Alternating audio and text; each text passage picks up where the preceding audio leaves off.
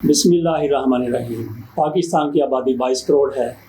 हम बात करते हैं एक छोटे से मुल्क की, अफ्रीका का मुल्क है नाइजीरिया। उनकी आबादी 2 करोड़ से थोड़ी सी ज़्यादा है। वहाँ पे ऐसे गुरु पैदा हुए हैं जिस तरह के पाकिस्तान में पैदा होते रहे हैं। बात हम करते हैं सानिया बाचा की।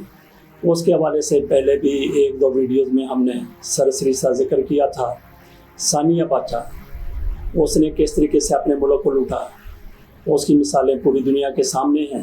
सानिया बाचा ने अरबों डॉलर की करप्शन की थी, लेकिन उसे नसीब नहीं हुआ कि वो उन अरबों डॉलर्स को अपने ऊपर, अपनी ज़िंदगी बेहतर बनाने के लिए, अपने ख़ानदान को अय्याशियाँ कराने के लिए उस पैसे को इस्तेमाल कर सके। सानिया बाचा 1993 में नाइजीरिया का सदर बना, जर्नैल था, और 1998 में उसकी मौत हो गई। 54 साल की उम्र में सानिया बाचा इस दुनिया से कूच कर गया। इस दौरान उसने कितने असासे बनाए थे, किस तरह असासे बनाए थे, इसकी हम बात करेंगे। सानिया बाचा जब अपने मुल्क का सदर बना तो उसकी तरफ से इंतहाई ज़्यादा दर्दमंदी का इजहार किया गया कि मेरे मुल्क को कुछ लोगों ने लूटा है। वो अपने मुल्क की दौलत रिकवर करने के लिए पूरी दुनिया के दौरे पर निकल गया। सबसे पहले वो स्विट्ज़रलैंड गया। वहाँ पे जाके उसने कुछ बैंकों के सरबराहों से मुलाकात की और अपने मुल्क की लूटी हुई दौलत जो वहाँ पे जमा थी उसको वापस ले जाने के लिए हर मुमकिन कोशिश की। थोड़ा सा वाक़या आपको सुनाते हैं। सानिया बाचा ने एक बैंक में जाकर उस बैंक के हेड से मुलाकात की। उसे कहा कि मेरे मुल्क को कुछ लोगों ने बेदर्दी से लूटा है, आपके पास उन्होंने पैसे जमा करवाए हैं, मैं एक एक पाई वसूल करके अपने मुल्क पर खर्च करना चाहता हूँ, गुर्बत के खात्मे के लिए इस्तेमाल करना चाहता हूँ। आप मेरे साथ तावन करें, मुझे उन लोगों की लिस्टें दे दी जाएँ और वो पैसे भी हमारे हवाले कर दिए जाएँ, हमारी हुकूमत के हवाले कर दिए जाएँ।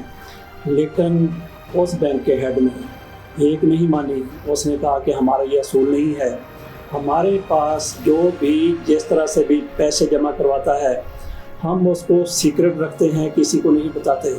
सानिया बाचा ने उसे कहा कि हम उसमें से एक बड़ा हिस्सा आपको देते हैं कमीशन के तौर पर, आप हमें उनके नाम बता दीजिए और पैसे हमारे हवाले कर दीजिए। उसने कहा सवारी पैदा नहीं होता।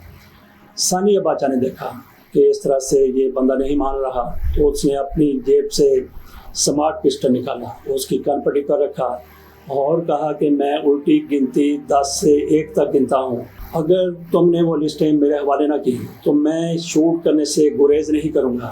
10, 9, 8, 7, 6, 5 उसने उल्टी गिनती शुरू की। लेकिन वो बंदा, वो हेड कांप रहा था, लेकिन उसकी ज़ुबान गुंग थी। सानिया बाचा ने कहा कि अभी गिनती कंप्लीट होने वाली है, मैं तुम्हें शूट कर दूँगा। उस बंदे ने लरजते हुए कहा, कांपते हुए कहा कि नहीं, मैं नहीं बताऊंगा, ये सीक्रेट है। और उसके बाद सानिया बाचा ने 4, 3, 2, 1 कहा। इसके साथ ही ठा की आवाज़ आनी चाहिए थी, लेकिन वो आवाज़ नहीं आई। सानिया बाचा ने उसकी तरफ देखा और कहा कि मैं तुम्हें 2 सेकंड और देता हूँ। लेकिन उस बंदे के पाया इस्तक़लाल में कोई लर्ज़श नहीं आई। उसने कहा कि मैं एक तरह से मर चुका हूँ, तुमने 1 तक गिनती गिन ली है, 1 तक तुमने गिनती गिन ली है, मैं गोया मर चुका हूँ। सवाल ही नहीं पैदा होता कि मैं आपको वो सीक्रेट बता दूँ। इसके साथ ही सानिया बाचा ने अपनी पिस्टल की लबलबी से अपनी उंगली पीछे की और आवाज़ दी, इस्माइल गुआर्ज़ो। इसके साथ ही उसका सिक्योरिटी एडवाइज़र इस्माइल गुआर्ज़ो जो बाहर खड़ा हुआ था बैंक के, वो अंदर दाखिल हुआ। उसने आते ही इस बैंक के हेड के सामने कुछ बैग खोले, उनको उठाया और डॉलरों की गड्डियाँ मेज़ के ऊपर आ गए। सानिया बाचा ने बैंक के हेड की तरफ देखते हुए कहा कि मेरे असासों के लिए, मेरे पैसों के लिए इससे ज़्यादा कोई महफूज जगह नहीं हो सकती, मेरा भी अकाउंट खोल दो। उसने अपना अकाउंट खुलवाया और वापस आ गया। तो कहानी यहाँ पे ख़त्म नहीं होती। सानिया बाचा 54 साल की उम्र में मर गया, दिल का दौरा पड़ा या उसको जहर दी गई। वो सदर था, उसके मरते ही उसके ख़िलाफ़ जिस तरीके से वो तहकीकात करना चाहता था, उन लोगों के ख़िलाफ़ جنہوں نے اس کے ملک کو لوٹا تھا، اس کے خلاف بھی تحقیقات شروع ہو گئی۔ فوری طور پر جو نیا صدر آیا اس نے ثانیہ باچا کے تمام اکاؤنٹس منجمد کرنے کا حکم جاری کر دیا، اور اس کے ساتھ ہی 1-2 روز کے بعد ایک عالمی شہرت کے وکیل کی خدمات حاصل کی گئیں۔ اس کا نام تھا انریکو مونفرینی۔ انریکو مونفرینی نے ایک کتاب لکھی، اس کا نام تھا ریکورنگ اسٹولن ایسٹس۔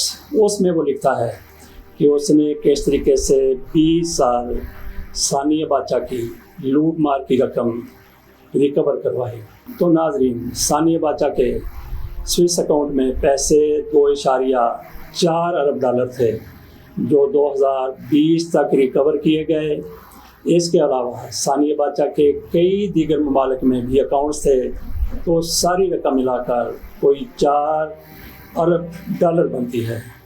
یہ وہ رقم ہے جو دنیا کے مختلف بینکوں سے ریکور کروائی جا چکی ہے۔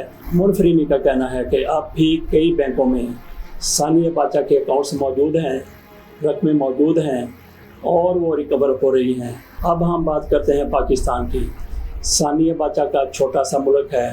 ثانیہ باچا اپنے ملک کے بڑے لوگوں میں شمار ہوتا ہے، لیکن پاکستان کے مقابلے میں جب بات کی جائے تو جس طرح سے پاکستان کے مقابلے میں نائجیریا چھوٹا سا ملک ہے، اسی طریقے سے ثانیہ باچا، اس کی شخصیت بھی پاکستان کے لوگوں کو دیکھ لیا جائے تو چھوٹی سی بنتی ہے، معمولی سی بنتی ہے۔ پاکستان میں نواز شریف کا نام لے لیں، شہباز شریف کا نام لے لیں، ان کی اولادوں کا نام لے لیں، مریم نواز کا نام لے لیں، آصف علی زرداری کا نام لے لیں، فریال تالپور کا نام لے لیں، خورشید شاہ کا نام لے لیں، گویا آپ جس کا بھی نام لے لیں، آپ کو ہر بندہ ثانیہ باچا سے زیادہ کرپٹ نظر آئے گا، اور ثانیہ باچا سے زیادہ اس کے اثاثے ہیں۔ پاکستان میں بھی اثاثے ہیں، پوری دنیا میں اثاثے ہیں۔ ثانیہ باچا کے 4 ارب ڈالر اثاثے ریکور ہو گئے، ان کے ملک کو مل گئے، لیکن اس ملک کی تقدیر نہیں بدلی، کیونکہ وہاں پہ پھر وہی لوگ آ گئے جو ثانیہ باچا جیسے تھے۔ وہ ایک جگہ سے اکاؤنٹ ریکور ہوئے، دوسری جگہ پہ ان لوگوں کے اکاؤنٹس میں وہ پیسے منتقل ہو گئے۔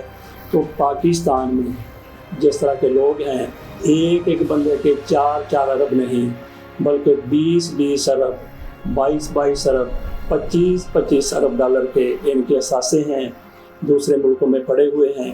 میاں نواز شریف صاحب جب پاکستان سے باہر جانے کی تیاری کر رہے تھے تو کہا جاتا تھا کہ میاں نواز شریف صاحب 25 ارب ڈالر جمع کروانے کے لیے تیار ہو گئے ہیں۔ تو اس سے آپ اندازہ کر سکتے ہیں کہ میاں نواز شریف کی دولت کتنی زیادہ ہوگی، ان کے ایسٹس کتنے زیادہ ہوں گے۔